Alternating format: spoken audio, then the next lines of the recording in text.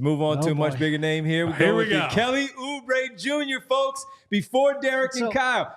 Derek says no. Kyle and I say yes. Folks, Kelly Oubre Jr., have at it in the chat. Derek, who was that? Remember 4 for 80? Wasn't that the number that Phil. we got? That's Phil. That was Phil? Yeah. All right, Phil W., it's your time to shine, my man. Kelly so here's the only reason I said no. I would actually look to bring Kelly back. My concern is when very convenient. He's in front of the chat, and now he's saying he's going to bring There's him a reason back. we're doing a podcast and not just putting up a graphic so we can discuss it. Asshole.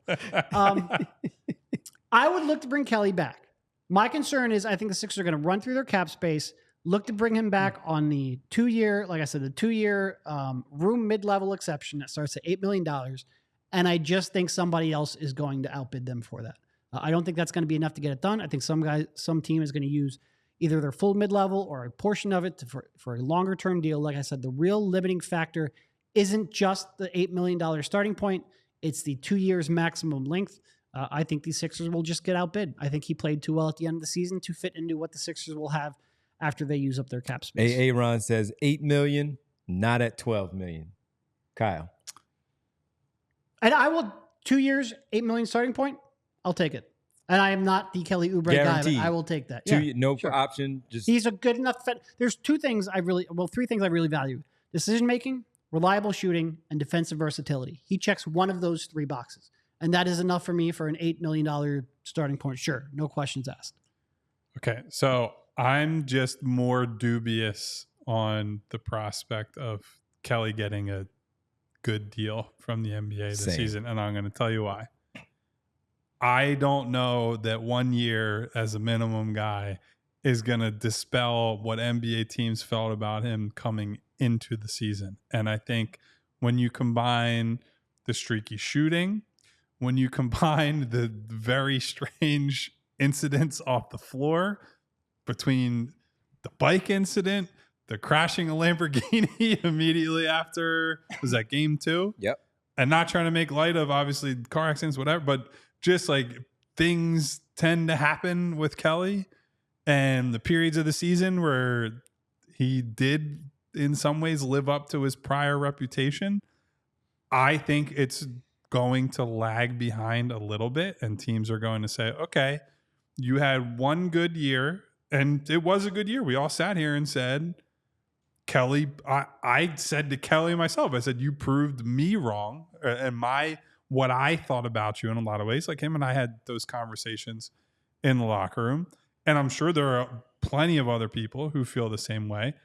I'm not sure that the NBA at large feels that way. And so I don't feel the same fear of somebody using like the full mid-level on Kelly. And I certainly don't think he's getting the 4 for 80 or whatever. No, that's off. And I know you're not saying that. I'm saying in I saw the one chat 4 for 60 in the chat. That's too much. He's gonna get I don't think he's overpaid. going to get that.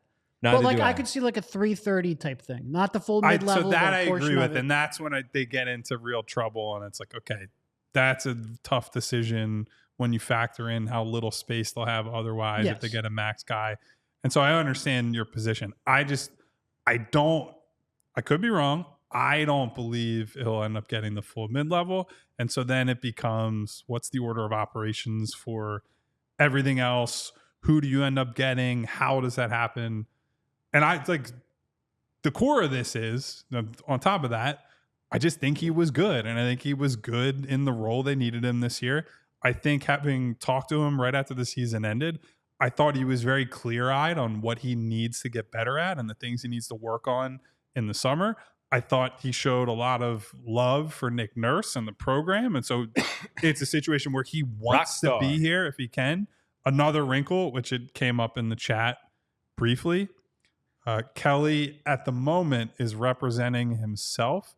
He is being advised by, I believe, his trainer at the moment, which says to me, he's not going to be as prepared to hit the market as a guy who's got full-time representation. There's also time for him to hire full-time representation. Sure.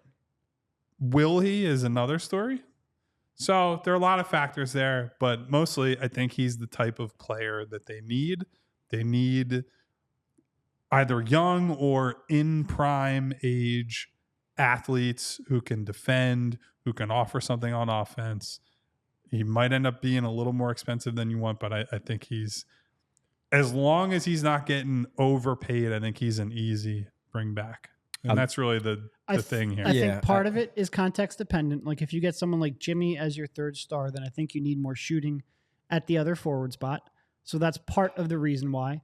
But basically, I think if you want to guarantee Kelly coming back, you have to prioritize him with the rest of that cap space. And like I said, I don't think that the league has bought into Kelly per se. Like I don't expect that 480 or 460 or anything like that. I don't think that's on the table. But I think he showed enough defensively and enough with a buy-in where I could see a team, like I said, 330. And if the Sixers don't prioritize him right from the jump and try to bring him back with that room mid-level, which is only up to 2 years, I think that could be a hindrance. And his agent is in the chat. Phil W. He's here, y'all. Kelly agent. He played good. He played good enough for me to say he comes back. I thought and factored in the things that Kyle just talked about, the other negative stuff, the off the floor issues, the still spaced out moments on the floor from time to time with the silly fouls from Kelly Oubre, and the fact that it was just a one year sample size of him not acting like he was playing in Charlotte. And for that reason, that's why I think the number might be a little bit lower than what we're discussing. And with that, that's why I'm looking at bringing him back for a 2-year deal. And I don't know how it works with maybe a third year with the option and how much that affects everything. But I was looking at more of a 2-year, bring him back. And he seemed like he liked it here, as Kyle talked about, and the comfortability, not playing for a bad organization.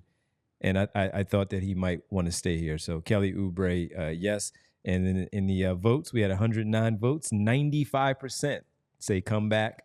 4 say go. We all silly like the mayor.